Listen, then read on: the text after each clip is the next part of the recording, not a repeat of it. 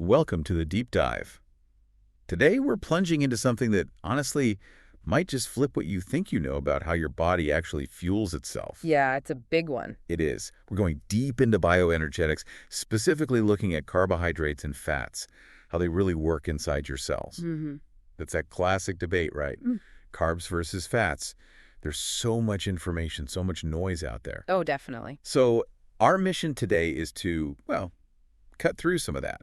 We want to unpack the key differences in how our bodies process these fuels, look at the hormonal side of things, and maybe challenge some common ideas about things like insulin resistance and diabetes. And we're doing this through that bioenergetic lens, the framework really brought to light by Dr. Ray Peat's work. Exactly. So, okay, where do we even start with this? It feels huge. Well, I think we have to start with the most fundamental piece from the bioenergetic view. Carbohydrates are basically our preferred fuel. Like, think of them as the main engine fuel. Okay, the go-to fuel. Right, and fats, they're more like the backup system. Essential, sure, but really reserved for times when carbs aren't around, like famine or starvation states. So, a survival fuel, not the everyday optimal fuel. Precisely. Energetically speaking, relying on fat just inherently slows down energy production and energy usage in the body. It's adaptive, it helps us survive, but it's definitely not the optimal high-energy gear. And it gets even more interesting, I think, when you dive into the actual biochemistry, the real nitty-gritty happening inside our cells. Because, yes, both carbs and fats eventually get turned into this molecule, acetyl-CoA or ACoA, which feeds into the main energy cycle. But the steps before that point, they're really crucial, aren't they? They show huge differences. Absolutely huge. Like, take carbs.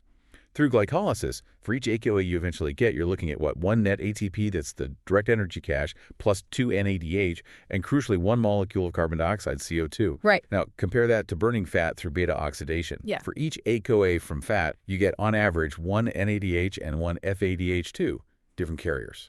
Exactly. And these aren't just, minor details for biochemists. They have massive knock-on effects for how efficiently our cells actually make energy. Let's take that first point you made, carbon dioxide. Right, CO2. Yeah, CO2 gets such a bad rap, just seen as waste. Yeah. But it's absolutely not. It's actually one of the most protective, vital compounds we have. And the difference is significant, isn't it? Carb oxidation makes... About 50% more CO2 than fat oxidation, yeah. And that difference hugely impacts energy efficiency. Okay, 50% more. So why is that extra CO2 so vital? What's it doing?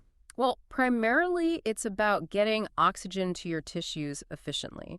Your cells need oxygen desperately for good energy production. CO2 plays a key role here through something called the Bohr effect. Ah, yes, the Bohr effect. Basically, high CO2 levels tell hemoglobin, the protein carrying oxygen in your blood, to release that oxygen right where the tissues need it most. So more CO2 from burning glucose means better oxygen delivery. Better delivery, more efficient energy production. Makes sense. And without enough CO2, which happens when you rely more on fat, that oxygen delivery is impaired. It gets sluggish. And that has consequences. Big time. It can force glucose down the less efficient lactate pathway instead of the main energy route.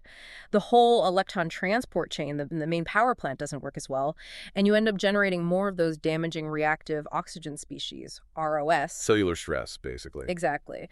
Plus, CO2 itself is a potent vasodilator. It helps relax blood vessels, which also improves circulation and oxygen delivery. It's all connected. Okay, so CO2 is way more important than we usually think.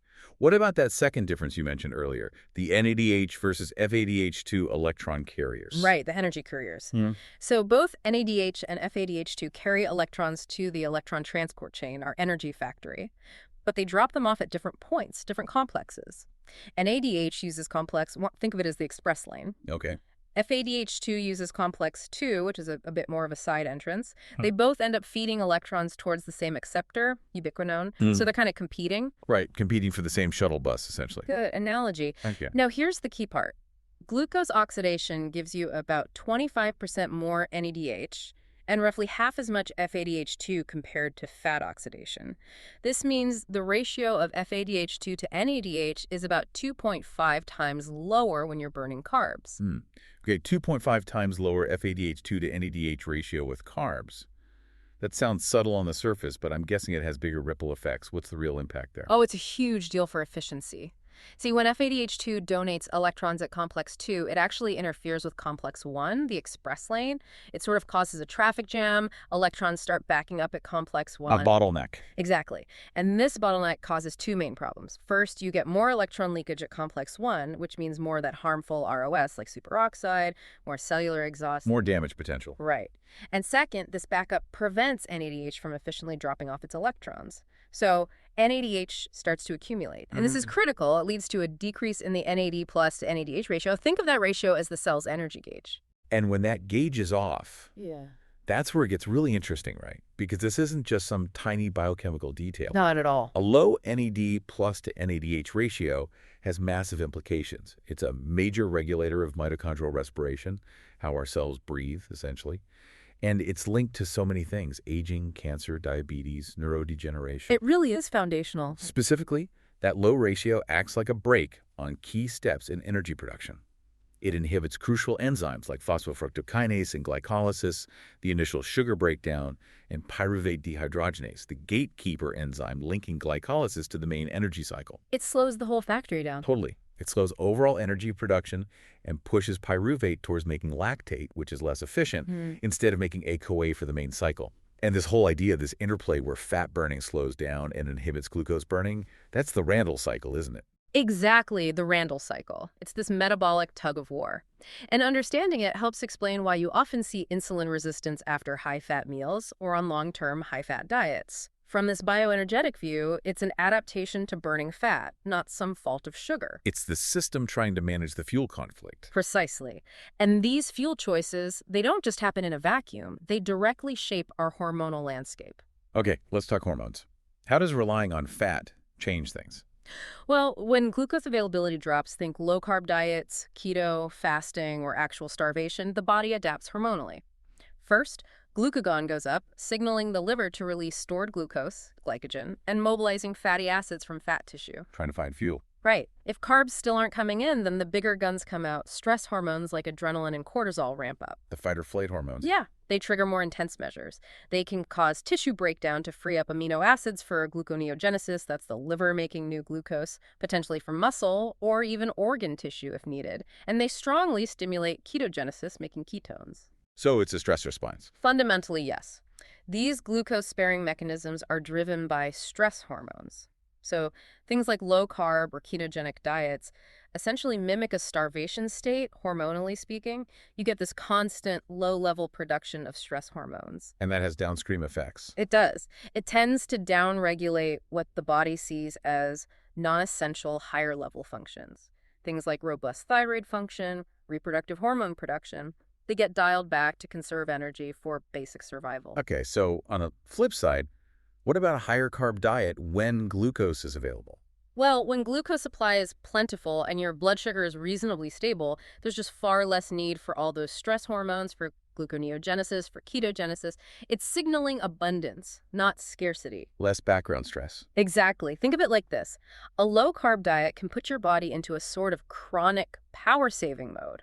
So when an actual stressor hits a tough workout, a deadline, emotional stress, your body has to pump out way more adrenaline and cortisol to cope, compared to someone running on ample carbs with a higher baseline energy state. So it reduces your resilience, in a way. Your buffer against stress is smaller. That's a good way to put it. Your overall resilience can be lower. So what does this all mean for you, listening right now, trying to figure out the best way to eat? Yeah, because this really challenges some ingrained ideas, especially around insulin resistance and diabetes. The common story is just sugar causes it, full stop. Right, the idea that cells just get tired of insulin and stop responding, leaving sugar stuck in the blood, from a bioenergetic view, it's missing the real picture. Okay, let's debunk myth number one then. The idea that just eating sugar, raising blood sugar and insulin, automatically makes cells resistant over time. Yeah, the evidence for that direct cause and effect is actually surprisingly weak when you dig into it.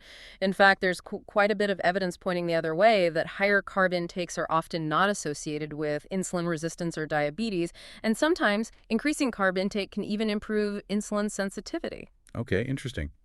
What about the second big one, fructose? It gets blamed a lot for causing inflammation that leads to insulin resistance. Right. Fructose is different. It doesn't spike blood sugar or insulin like glucose does. But yeah, it gets hammered for being inflammatory and fat-promoting. The catch is, those effects really only show up in studies using massive, unrealistic amounts, like truly huge doses. Like the equivalent of drinking dozens of sodas a day kind of thing. Exactly. Or, crucially, when it's consumed in a context where energy production is already impaired so it can't be used efficiently. What's fascinating is that any temporary insulin resistance you might see with fructose seems to be a protective mechanism for the liver, helping it manage the influx, and it goes away as the fructose gets used. It's not the chronic issue we see in disease. So if it's not the sugar itself causing the chronic problem in diabetes, what is the core issue then? The real problem isn't that the cells can't get the sugar, it's that they can't use the sugar efficiently to make energy once it's inside. So the sugar gets in, but the factory is broken. Exactly. The energy production pathway is inhibited. So sugar starts to build up inside the cell, and that internal buildup is what effectively signals the cell to block more sugar from coming in and makes insulin seem ineffective. So even giving more insulin from the outside doesn't fix that internal logjam. Nope. It doesn't fix the broken factory. And if we connect this back to the hormones, because the cells can't use sugar well, people with diabetes often have those elevated stress hormones, glucagon and cortisol. Right, the starvation signals again. Yeah, and those hormones tell the liver to pump out even more sugar, trying to feed cells that are already internally overloaded but unable to burn the fuel. That contributes massively to the high blood sugar we see. Wow. So insulin resistance isn't the disease, it's more like a symptom. The cell's yelling, stop, we can't process any more fuel right now. That's basically it. It's a sign of inhibited energy production. The root issue is a lack of efficient energy. So, from this perspective, blaming carbs or sugar is missing the point. Avoiding them might manage the symptom high blood sugar, but it doesn't fix the underlying energy problem. Okay, but then you hear so many people say, I felt amazing when I went keto, or low carb changed my life. How does that fit in? We have to acknowledge that experience. Absolutely. And it's often true. People do frequently feel better initially, but why? Usually it's because they were starting from a place where both glucose burning and fat burning were already pretty badly impaired, a state of really low energy overall. Kind of metabolically stuck. Exactly. So switching to low carb or keto forces the body to ramp up fat and ketone use, which can provide some energy, often more than they were getting before. So it feels like an improvement. Better than nothing. Right. But it's still fundamentally a low energy, stress-driven survival state. It's not optimal. It's like, your main engine is broken, so you switch to the tiny backup generator. It keeps the lights on, barely, but it's not powering the whole house properly. So what is ideal then for genuine long-term health? Well, the ideal approach is first to fix the main engine. Address whatever is inhibiting mitochondrial respiration, that core energy production. Get the cellular machinery working efficiently again. Then you fuel that efficient system with its preferred fuel, a higher proportion of carbohydrates, to support a truly high-energy, thriving state. So it's about fixing the energy system first, then fueling it properly. That's the key. And look, this doesn't mean you have to avoid all fat. Fat is crucial. It has structural roles, antimicrobial properties. It's a perfectly adequate fuel for tissues that aren't working super hard, like resting muscles. The critical point is keeping carbohydrates as the primary dominant fuel source for overall systemic energy efficiency. We get questions sometimes about fat loss or metabolic flexibility. People want to train their body to burn fat better. Right. And from this view, focusing on just burning more fat isn't the most effective strategy for fat loss. It's more about reducing fat storage in the first place, which happens when your energy production is efficient and you're not constantly in that stress storage mode. And the idea of training your body to burn fat, well, if your glucose burning is impaired, your body is already relying heavily on fat out of necessity. It doesn't need training, it needs fixing. Exactly. The goal isn't to force more fat burning in a broken system. Yeah. It's to remove the blocks to efficient energy production, support the mitochondria, and let the body naturally use fuel optimally. That makes so much sense. And it really highlights how complex this is and how individual it can be. It's not just about what you eat, but why your body responds the way it does. Absolutely. We've seen stories like Neslika's experience you mentioned before, finding that initial relief on low carb, but then years later developing issues like hypothyroidism. It really shows how the body can adapt to those low-energy survival states for a long time until it can't anymore. It's a testament to the body's resilience, but also a warning about mistaking adaptation for optimization. Yeah. It all comes back to efficient energy production. That really seems to be the foundation of everything. It truly is. So wrapping this up, the main takeaway from our deep dive today seems to be, this isn't really about demonizing carbs or fats. It's about understanding how each one fuels us and which one supports the most efficient, robust energy production at the cellular level. It's shifting focus from just managing symptoms like blood sugar to optimizing the underlying energy systems, Exactly. which, it brings up a really interesting question to think about. If our bodies are inherently designed to prioritize this efficient energy production, what small shifts could you make, maybe in your routine, maybe just in your mindset, that could unlock a bit more energy, more resilience, and align you more closely with that inherent bioenergetic design? That's a great question to ponder. We definitely encourage everyone listening to continue their own deep dive, listen to your body, and keep exploring what supports your unique health journey.